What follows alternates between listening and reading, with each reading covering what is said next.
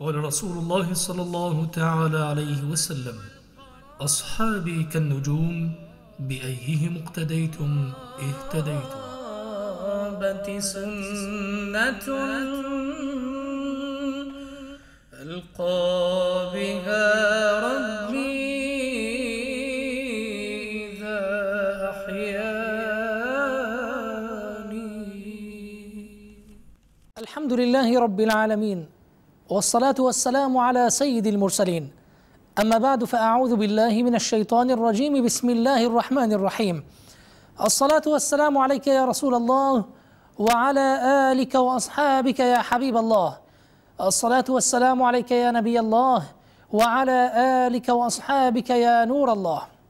أهلا ومرحبا بكم في سلسلتنا المتواصلة معكم، سلسلة نجوم الهدى، التي نتحدث فيها عن صحابة الحبيب المصطفى صلى الله عليه وسلم. يقول الحبيب المصطفى صلوات ربي وسلامه عليه: أقربكم مني مجلسا يوم القيامة أحاسنكم أخلاقا. وفي رواية أخرى: أقربكم مني مجلسا يوم القيامة أكثركم علي صلاة. صلوا على الحبيب صلى الله تعالى على سيدنا محمد وعلى آله وصحبه وسلم. نجم من نجوم الهدى، له بصمة في الإسلام، وله أثر عظيم حتى في مجال الفقه الإسلامي. هذا الصحابي الجليل الذي لم يعهد أحد من الصحابة رضي الله عنهم وأرضاهم عالم في دين الله كعلم هذا الصحابي الجليل، إنه سيدنا عبد الله بن مسعود رضي الله عنه وأرضاه.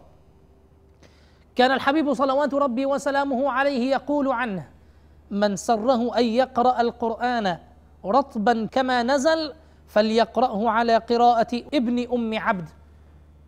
وهذا هو سيدنا عبد الله بن مسعود، حيث إنه كان ينادى بابن أم عبد. تبدأ قصتنا معه اليوم حينما كان غلاما فتيا، لنرى كيف أسلم. كان غلاما يافعا لم يجاوز الحلم، يسرح في شعاب مكة بعيدا عن الناس، ومعه غنم يرعاها لسيد من سادات قريش، ألا وهو عقبة ابن معيط. وكان الناس ينادونه كما قلنا ابن أم عبد، أما اسمه فهو عبد الله، ووالده اسمه مسعود، فشهر واشتهر بعد ذاك بعبد الله بن مسعود رضي الله عنه. كان هذا الغلام لم يسمع بأخبار النبي عليه الصلاة والسلام التي ظهرت بين قومه، وحينما سمع فلم يأبه لها لصغر سنه من جهة، ولبعده عن مجتمع مكة من جهة أخرى، إذ إنه دأب في كل يوم أن يخرج منذ الصباح الباكر ليرعى الغنم في شعاب مكة، ولا يرجع حتى الليل. فما يحصل من أحداث داخل مكة لا تهمه ولا يأبه لها. لكنه ذات يوم أبصر هذا الغلام المكي رجلين قدما عليه وعليهما هيئة الوقار، توجها نحوه وهو في شعبه، وظهر عليهما مظهر التعب والإجهاد، واشتد عليهما الظمأ حتى جفت منهما الشفاه والحلوق. فلما وقفا عليه وصلا إليه قالا: يا غلام، احلب لنا من هذه الشياه ما نطفئ به ظمأنا ونبل عروقنا. فقال الغلام لهما سيدنا عبد الله بن مسعود: لا أفعل، فالغنم ليست لي وأنا عليها مؤتمن. من صغره كان أمينا رضي الله عنه وأرضاه. فلم ينكر الرجلان عليه قوله، وبدا على وجههما الرضا عنه. ثم قال أحدهما: دلني على شاة لم ينز عليها فحل. فأشار الغلام سيدنا عبد الله إلى شاة قريبة منه، فتقدم الرجل واعتنقها وجعل يمسح ضرعها بيده وهو يذكر اسم الله تعالى. فنظر سيدنا عبد الله بن مسعود هذا الفتى الصغير في دهشة، وهو يقول في نفسه: ومتى كانت الشياه الصغيرة التي لم تنز عليها الفحول تدر لبنا؟ هو يمسح ضرعها وهي شاة صغيرة، وأيضا لم ينزع عليها فحل يعني، لكن الضرع ما لبث أن انتفخ وطفق اللبن ينبثق منه ثرا غزيرا وافرا. فأخذ الرجل الآخر حجرا مجوفا من الأرض وملأ اللبن فشرب هو وصاحبه، ثم سقيا سيدنا عبد الله بن مسعود هذا الفتى الصغير. يقول: وأنا لا أكاد أصدق ما أراه. فلما ارتوينا قال الرجل المبارك لضلع الشاه، يقول سيدنا عبد الله بن مسعود يعني وهو في سن، طبعا قلنا أنه فتى، قال ذلك الرجل المبارك لضلع الشاه: انقبض. قال: فما زال ينقبض حتى عاد إلى ما كان عليه. عند ذلك قلت لذلك الرجل المبارك: علمني من هذا القول الذي قلته. فقال لي: إنك غلام معلم، إنك غلام معلم. كانت هذه أحبتي قصة سيدنا عبد الله بن مسعود رضي الله عنه وأرضاه مع الحبيب المصطفى صلى الله عليه وسلم، إذ لم يكن ذلك الرجل المبارك وصاحبه إلا سيدنا حبيبنا رسول الله صلى الله عليه وسلم، ومعه سيدنا أبو بكر الصديق رضي الله عنه وأرضاه. فقد نفرا في ذلك الوقت من قريش متجهين إلى شعاب مكة لفرط ما أرهقهما من قريش وشدة أذاها لهما. أحب سيدنا عبد الله بن مسعود وهو في هذه السن الصغيرة رسول الله صلى الله عليه وسلم، وتعلق به وصاحبه تعلقا شديدا، وأعجب الحبيب أيضا صلى الله عليه وسلم بهذا الغلام، وأكبر أمانته وحزمه، وتوسم فيه صلى الله عليه وسلم الخير، وبشره بأنه رجل معلم أو إنك فتى معلم. لم يمض وقت طويل حتى أسلم سيدنا عبد الله بن مسعود وعرض نفسه على رسول الله صلى الله عليه وسلم ليخدمه. ليس فقط أسلم، بل طلب من الحبيب صلى الله عليه وسلم أن يقبله خادما عنده، فوضعه الحبيب صلى الله عليه وسلم في خدمته. ومنذ ذلك اليوم انتقل سيدنا عبد الله بن مسعود رضي الله عنه وأرضاه، ذلك الغلام المحظوظ، من رعاية الغنم إلى خدمة سيد البشر والأمم صلوات ربي وسلامه عليه. لزم سيدنا عبد الله بن مسعود رسول الله صلى الله عليه وسلم ملازمة الظل لصاحبه، فكان يرافقه في حله وترحاله، ويصاحبه داخل بيته وخارجه، إذ كان يوقظه إذا نام، ويستره إذا اغتسل، ويلبسه نعليه إذا أراد الخروج، ويخلعه ما من قدميه إذا هم بالدخول، ويحمل له عصاه وسواكه، ويلج الحجرة بين يديه إذا أوى إلى حجرته صلى الله عليه وسلم. بل إن الرسول صلوات ربي وسلامه عليه أذن له بالدخول عليه متى شاء، والوقوف على سره من غير تحرج ولا تأثم، حتى دعي بصاحب سر رسول الله صلى الله عليه وسلم. هكذا كان حال سيدنا عبد الله بن مسعود مع النبي عليه الصلاة والسلام. ربي رضي الله عنه وأرضاه في بيت الحبيب عليه الصلاة والسلام، فاهتدى بهديه، وتخلق بشمائل الحبيب، وتابعه في خصاله خصلة خصلة، حتى قيل عنه إنه أقرب الناس إلى رسول الله صلى الله عليه وسلم هديا وسمتا، يعني تخلقا وخلقا حتى للنبي عليه الصلاة والسلام. تعلم سيدنا عبد الله بن مسعود في مدرسة الحبيب صلى الله عليه وسلم، فكان من أقرأ الصحابة للقرآن، وكان أفقههم لمعانيه وأعلمهم بشرع الله. هذا ما تميز به سيدنا عبد الله بن مسعود رضي الله عنه وأرضاه، أقرأ الصحابة للقرآن، أفقههم لمعانيه، وأعلمهم بشرع الله. أدل دليل على هذا الكلام قصة حصلت مع سيدنا عمر بن الخطاب رضي الله عنه وأرضاه، ونحن نعلم مدى حرص سيدنا عمر بن الخطاب رضي الله عنه وأرضاه على الحق، على اتباع الحق، وحرصه على دين الله وكتاب الله وسنة رسول الله صلى الله عليه وسلم. جاء إليه رجل وهو واقف بعرفة، إلى من؟ إلى أمير المؤمنين عمر بن الخطاب، وقال: جئت يا أمير المؤمنين من الكوفة وتركت بها رجلا يملي المصاحف عن ظهر قلبه، يعني يقرئ الناس القرآن ويمليهم له، يكتبونه عن ظهر قلبه، ليس من كتاب، ليس من مصحف. يقول فغضب سيدنا عمر رضي الله عنه وأرضاه غضبا قلما يغضب مثله، وانتفخ حتى كاد يملأ ما بين شعبتي الرحل، وقال ويحك من هو؟ يعني من هذا الرجل الذي يملي القرآن من على ظهر قلبه، من عن ظهر قلبه، وهو يعلم أن هذا الفعل قد يكون فيه تدليس، قد يكون فيه إدراج لكلام بين كلام الله سبحانه وتعالى، تحريف لكتاب الله. فقال له عبد الله بن مسعود، فما زال ينطفئ ويسرى عنه حتى عاد إلى حاله، يعني هدأ من جديد بعد أن اشتد غضبه سيدنا عمر رضي الله عنه وأرضاه إلى أن عاد إلى ما كان عليه. ثم قال ويحك، والله ما أعلم أنه بقي أحد من الناس أحق بهذا الأمر منه، سأحدثك عن ذلك. يقول سيدنا عمر بن الخطاب يعني لا يوجد، لا أعلم أحدا يستطيع أن يفعل هذا الفعل، أن يملي الناس القرآن عن ظهر قلب دون أن يخطئ، إلا عبد الله بن مسعود رضي الله عنه وأرضاه. وسأحدثك على ذلك دليل. ما الدليل؟ يقول سيدنا عمر كان رسول الله صلى الله عليه وسلم يسمر ذات ليلة عند أبي بكر، ويتفاوضان في أمر المسلمين، يعني يتناقشان ويتحاوران في أحوال المسلمين ويتذاكران ماذا من حالهم. وكنت معهما، أي مع أبي بكر ومع الحبيب عليه الصلاة والسلام.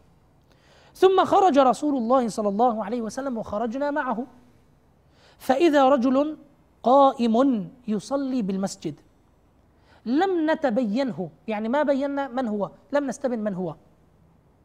فوقف رسول الله صلى الله عليه وسلم يستمع إليه، ثم التفت إلينا وقال، النبي عليه الصلاة والسلام التفت إلى أبي بكر وعمر وقال من سره أن يقرأ القرآن رطبا كما نزل فليقرأه على قراءة ابن أم عبد. ثم جلس عبد الله بن مسعود، يقول سيدنا عمر ثم جلس عبد الله بن مسعود يدعو الله سبحانه وتعالى، يدعو، فجعل الحبيب عليه الصلاة والسلام يقول سل تعطى، سل تعطى، يعني دعاؤك مستجاب، دعاؤك مستجاب. الحبيب عليه الصلاة والسلام يؤمن على دعاء من؟ سيدنا عبد الله بن مسعود رضي الله عنه وأرضاه. فأي مكانة هذه، أي مكانة هذه لهذا الصحابي الجليل. ثم أكمل سيدنا عمر بن الخطاب رضي الله عنه وأرضاه كلامه وقال فقلت في نفسي والله لأغدون على عبد الله بن مسعود ولأبشرنه بتأمين الرسول صلى الله عليه وسلم على دعائه. فغدوت عليه، يعني في اليوم الثاني جئت مباشرة لأبشره أن النبي عليه الصلاة والسلام كان خلفك وكان يؤمن على دعائك ويقول سل تعطى. وأي بشارة هذه؟ يقول فغدوت عليه فبشرته فوجدت أبا بكر قد سبقني إليه فبشره. يقول سيدنا عمر ولا والله سابقت أبا بكر إلى خير قط إلا سبقني إليه.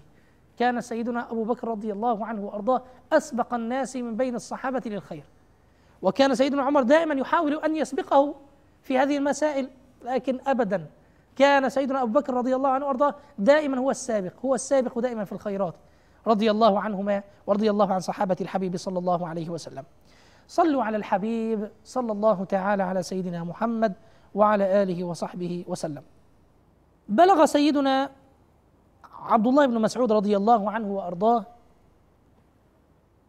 من علمه أنه قال قولة تحفظ له ويشهد له بها، حيث إنه ارتقى في العلم إلى أن قال للناس والله الذي لا إله غيره، يقسم بالله جل في علاه والله الذي لا إله غيره ما نزلت آية من كتاب الله إلا وأنا أعلم أين نزلت وأعلم فيما نزلت، ولو أعلم أن أحدا أعلم مني بكتاب الله تناله المطي لأتيته.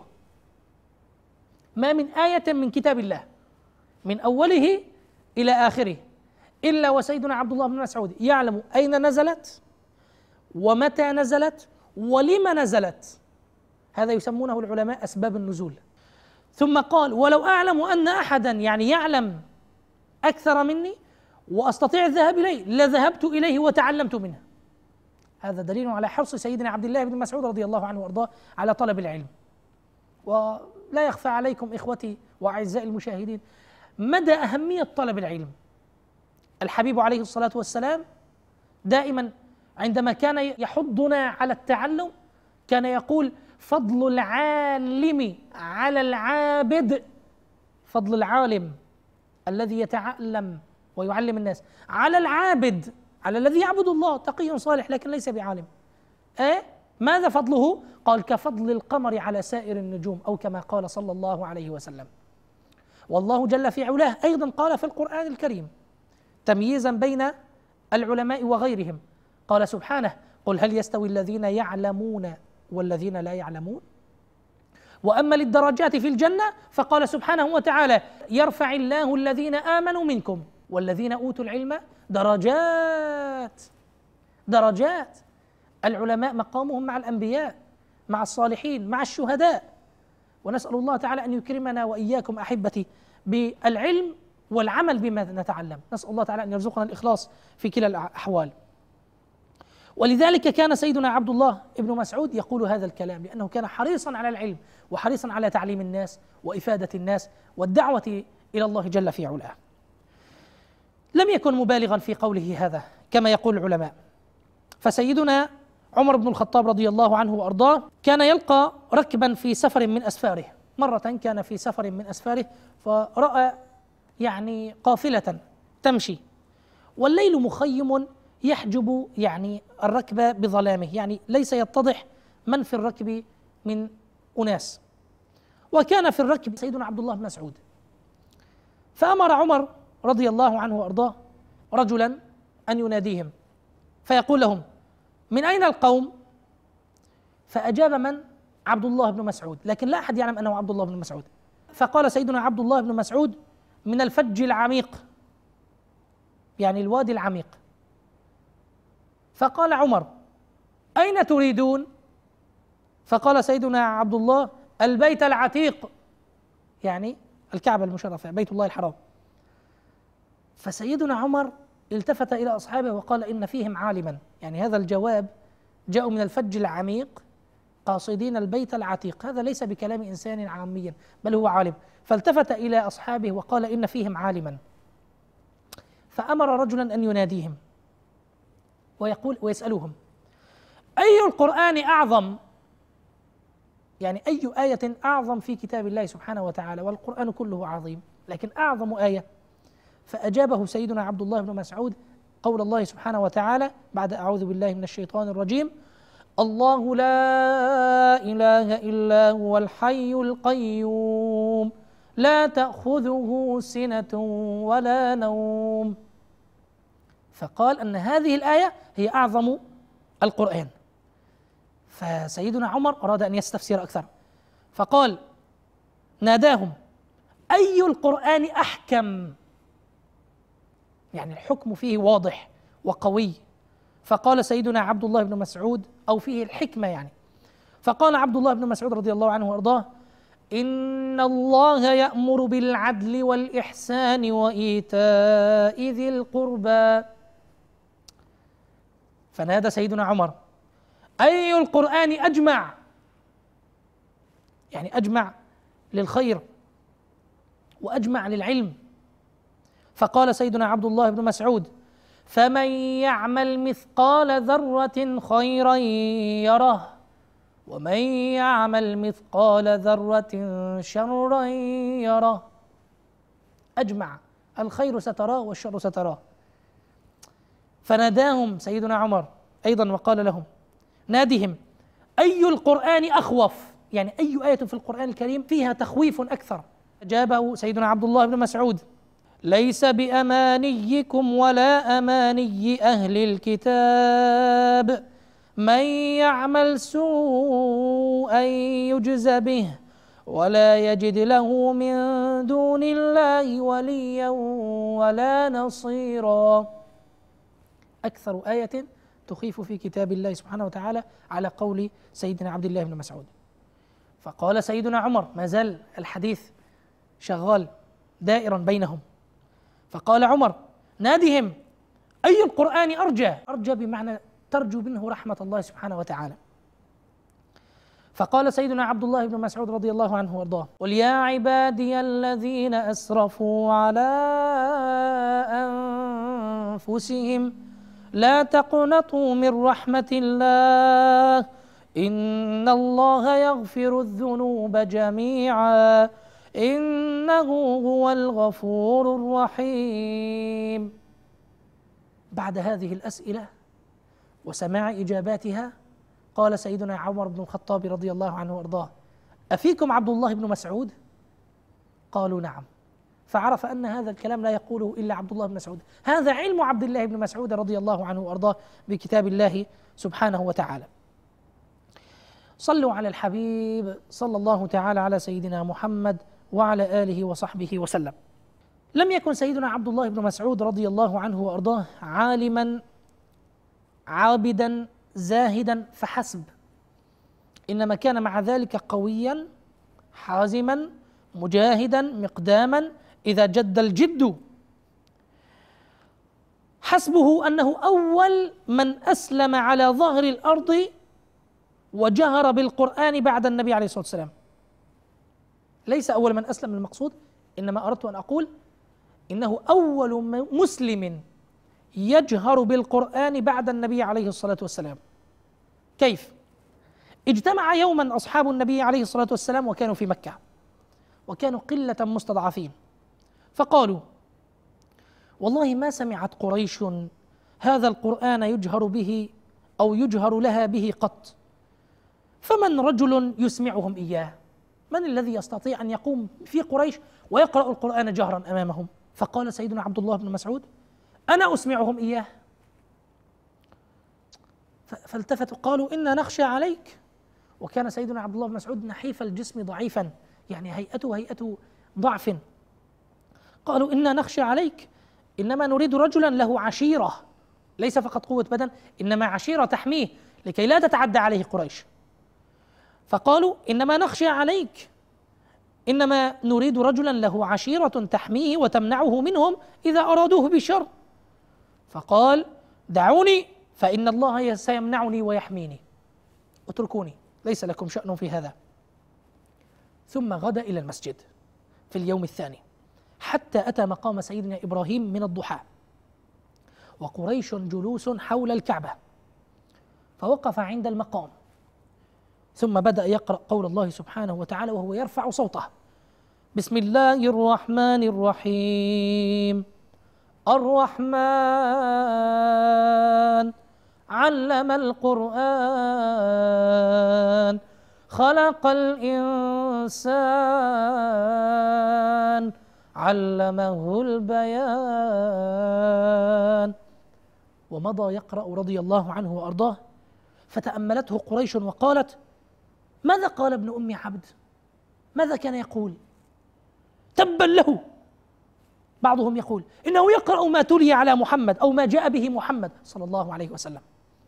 وقاموا إليه وجعلوا يضربون وجهه، يضربونه ويضربونه وهو ما زال يقرأ سورة الرحمن، حتى انصرف إلى أصحابه والدم يسيل منه. فقالوا له: هذا الذي خشينا عليك إياه، نحن هذا الذي خشيناه أن يصيبك ما رأيت. فقال: والله ما كان أعداء الله أهون في عيني منهم الآن، وإن شئتم لأغادينهم بمثلها غدا، ليس عندي مشكلة، ولو ضربت ولو سال الدم من وجهي ما عندي مشكلة، لم يؤثر ذلك علي أبدا، بل إذا أردتم غدا أيضا أذهب إليهم. فقالوا: لا لا لا، حسبك، يكفيك، لقد أسمعتهم ما يكرهون وهذا ما نريد، خلاص يكفي. عاش سيدنا عبد الله بن مسعود بعد ذاك إلى زمن خلافة سيدنا عثمان بن عفان رضي الله عنه، فلما مرض في هذا الوقت جاءه سيدنا عثمان ليزوره ويطمئن عليه، فقال له: يا عبد الله ابن مسعود ماذا تشتكي؟ يعني فقال سيدنا عبد الله بن مسعود رضي الله عنه وأرضاه: ذنوبي، أشتكي ذنوبي. فقال له سيدنا عثمان: فماذا تشتهي؟ فقال: أشتهي رحمة ربي. سيدنا عثمان يريد أن يساعده في أمر، قال: ألا آمر لك بعطاء أو عطائك الذي امتنعت عن أخذه منذ سنين؟ وكان لا يأخذ شيئا من بيت مال المسلمين على ما فهم من النص. فقال: لا حاجة لي به. فقال سيدنا عثمان: يكون لبناتك من بعدك، يكون لبناتك. وكان ليس عنده أولاد. فقال سيدنا عبد الله بن مسعود لسيدنا عثمان: أتخشى على بنات الفقر؟ إني أمرتهن أن يقرأن كل ليلة سورة الواقعة، وإني سمعت رسول الله صلى الله عليه وسلم يقول: من قرأ الواقعة كل ليلة لم تصبه فاقة قط، أو قال: لم تصبه فاقة أبدا، أو كما قال صلى الله عليه وسلم. أتخشى على بنات الفقر؟ انظر هذا اليقين، اليقين الكامل لله سبحانه وتعالى، اليقين القوي بأن النبي صلى الله عليه وسلم من قرأ الواقعة كل ليلة لم تصبه فاقة، يعني لم يصبه فقر. هو مصدق لرسول الله صلى الله عليه وسلم تصديق كامل. خلاص، إذا كان النبي صلى الله عليه وسلم قال: خلاص لا أريد المال من أحد، الله تعالى يرزقنا. ولما أقبل الليل كان سيدنا عبد الله بن مسعود رضي الله عنه وأرضاه قد لحق بالرفيق الأعلى، ولسانه كان رطبا بذكر الله تعالى، ندي بتلاوة آيات الله جل في علاه. القصة لا تنتهي هنا مع سيدنا عبد الله بن مسعود، لكن الوقت لا يتسع للحديث عنه أكثر من ذلك، والدروس من حياته كثيرة. رجل دعا الحبيب عليه الصلاة والسلام له وأمن على دعائه، ورجل بشره النبي صلى الله عليه وسلم بأنه رجل معلم، ورجل شهد له بأنه لا يوجد أحد من الصحابة كان أعلم منه بكتاب الله جل في علاه، ما من آية إلا وكان يعلم أين نزلت وفيما نزلت ولما نزلت. هذا الرجل العجيب، هذا الرجل الصالح، هذا الصحابي الجليل رضي الله عنه وأرضاه سيدنا عبد الله ابن مسعود. لنا وقفات ووقفات مع كل نجم من نجوم الهدى صحابة الحبيب صلى الله عليه وسلم. نسأل الله تعالى أن يكرمنا وإياكم أحبتي بالتخلق بهم، التخلق بأخلاقهم والسير على هداهم وخطاهم، وأن يكرمنا جميعا بالإخلاص في هذا التوجه والدعوة إلى الله سبحانه وتعالى. سبحانك اللهم وبحمدك، أشهد أن لا إله إلا أنت، أستغفرك وأتوب إليك. صلوا على الحبيب صلى الله تعالى على سيدنا محمد وعلى آله وصحبه وسلم. قال رسول الله صلى الله تعالى عليه وسلم: أصحابي كالنجوم، بأيهم اقتديتم اهتديتم. سنة